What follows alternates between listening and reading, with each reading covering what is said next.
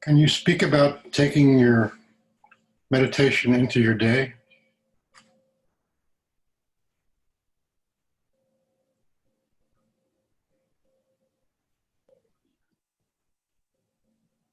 Yeah, I think we touched on that a little bit last week, and and we often touch on that because it's a natural extension of doing what we're doing together here.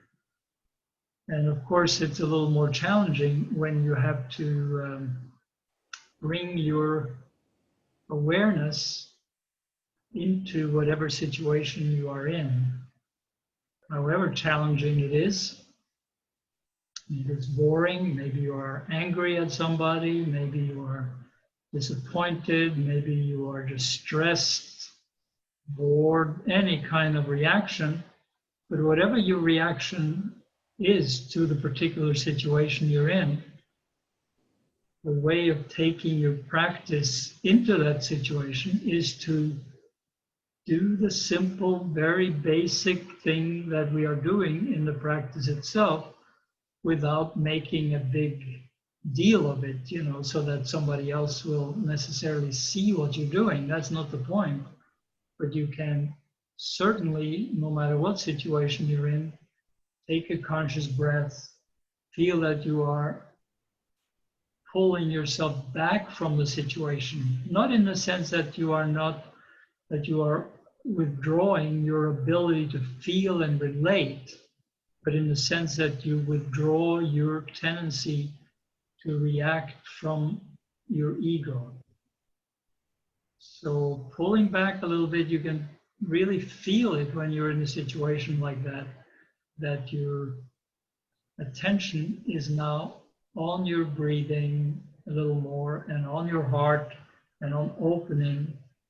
And if it's a very tense situation and you feel a lot of tension, okay, then you allow yourself to feel that tension.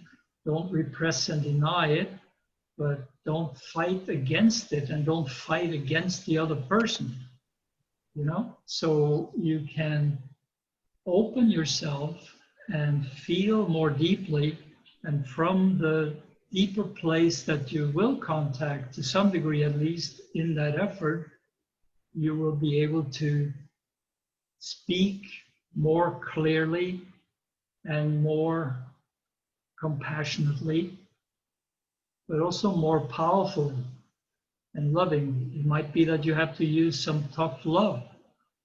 That happens, we have to say something very clear, but you don't have to say it with a lot of anger and a lot of emotional attachment.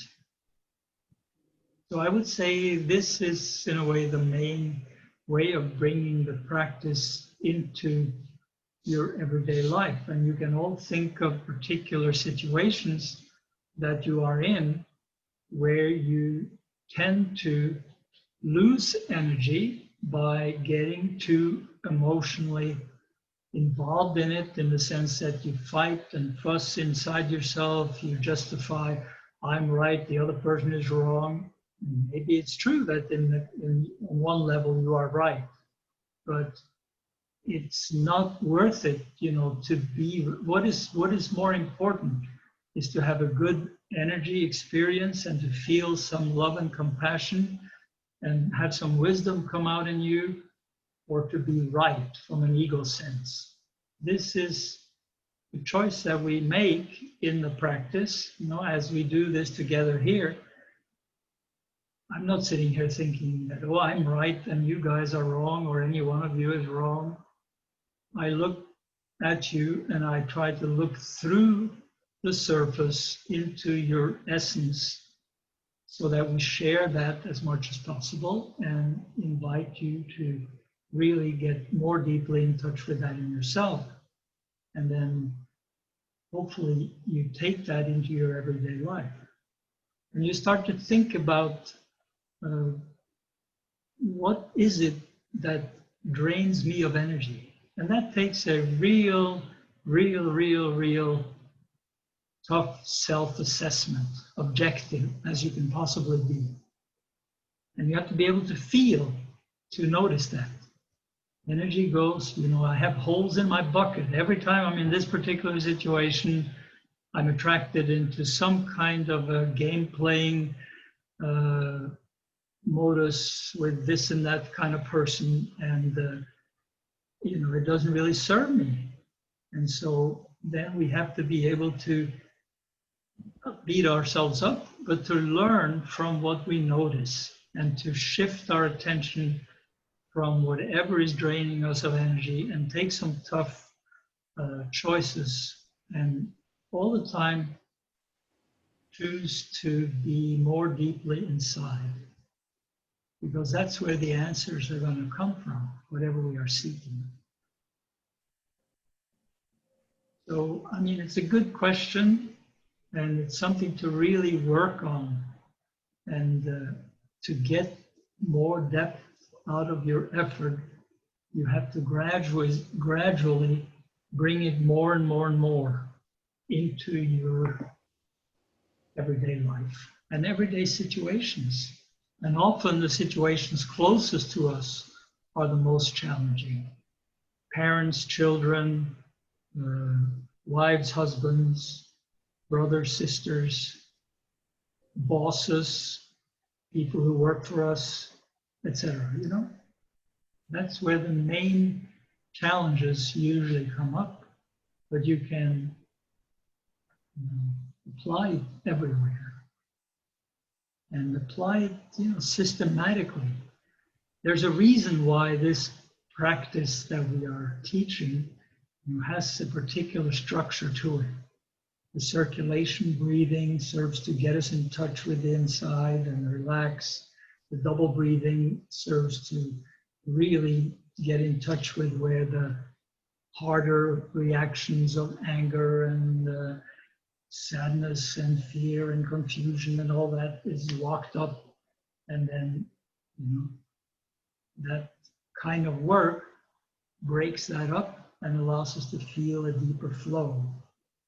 And it's really when we are in an actual situation that it is most important to use at least a little of the practice and be aware, based on the practice that we have been doing, of what is possible, so that you don't automatically get pulled into the situation and, you know, then you have a melodrama. And there's one thing I don't like much, and that is melodrama. Not even in the movies do I like melodrama. It has to be either a good drama or a good comedy or a good documentary or something real. So, and it's like that in life too. When somebody's putting a lot of additional, you know, emotional reaction, sometimes going out of control, that is not really very much fun. But we don't need to judge anybody for doing that. It happens to people, and we can, the main thing for us as individuals is that we don't do it, and that we can speak from a deeper awareness and compassion. But the thing is, no matter how many years we've had to practice it, we still have to have a beginner's mind. You know, we're sometimes surprised. Suddenly we are in a situation that we thought we had transcended, and then some kind of reaction comes out in us and we lose control, you know, of ourselves, and we're suddenly in the middle of a mess.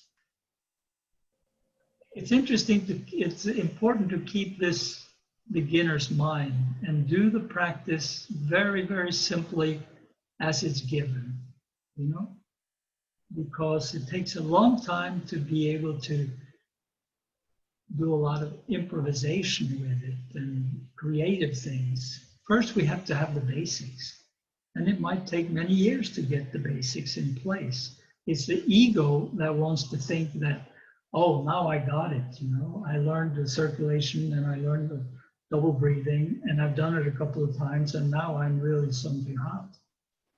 And we've seen enough of that also, haven't we? So it's really important to maintain this beginner's mind until we as joyfully as possible and as free and open and liberated as possible, leave this physical body behind.